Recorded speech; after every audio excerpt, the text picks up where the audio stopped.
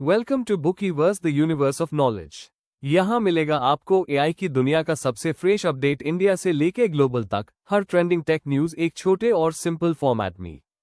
चलो शुरू करते हैं आज का एआई न्यूज इंडिया से।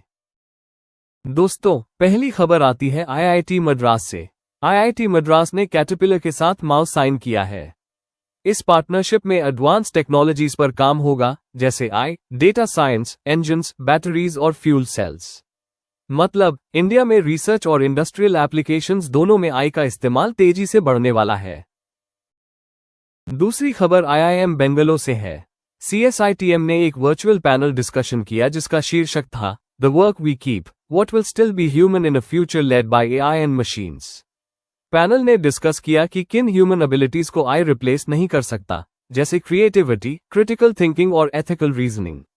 यानी आई चाहे कितना भी एडवांस हो जाए, ह्यूमन स्किल्स की वैल्यू हमेशा बनी रहेगी।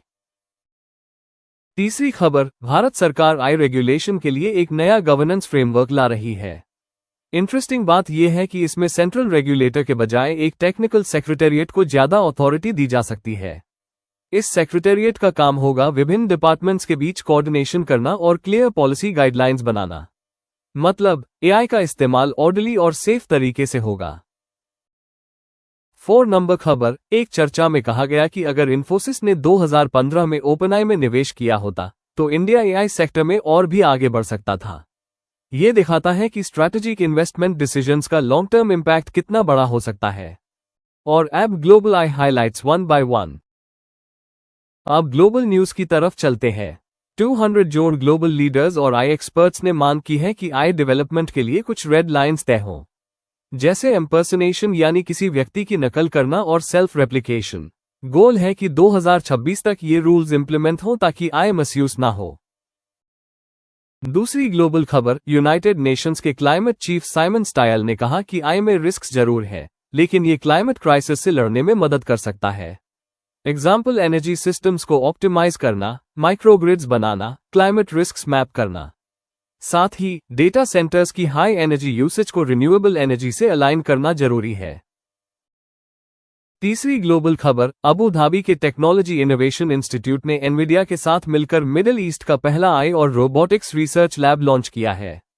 इस लैब में आई और रोबोटिक्स के एडवांस रिसर्च प्रोजेक्ट्स होंगे जो रीजन को टेक हब बनाने में मदद करेंगे। चौथी ग्लोबल खबर, गूगल डीप माइंड ने फ्रंटियर सेफ्टी फ्रेमवर्क में नया अपडेट दिया है। इसमें चिंता जताई गई है कि कुछ एआई मॉडल्स शटडाउन या मॉडिफिकेशन से रेजिस्ट कर सकते हैं। यानी अगर ह्यूमंस रोकने की कोशिश करें तो आई खुद को बदलने से मना कर सकता है। यह बताता है कि एडवांस एआई सिस्टम्स के साथ ह्यूमन ओवरसाइट कितना क्रिटिकल है। ये थी आज की टॉप एआई न्यूज। कल फिर मिलेंगे इंडिया और वर्ल्ड की फ्रेश अपडेट्स के साथ। Thank you for watching. Video को लाइक, शेयर और सब्सक्राइब कीजिए बुकीवर्स द यूनिवर्स ऑफ नॉलेज।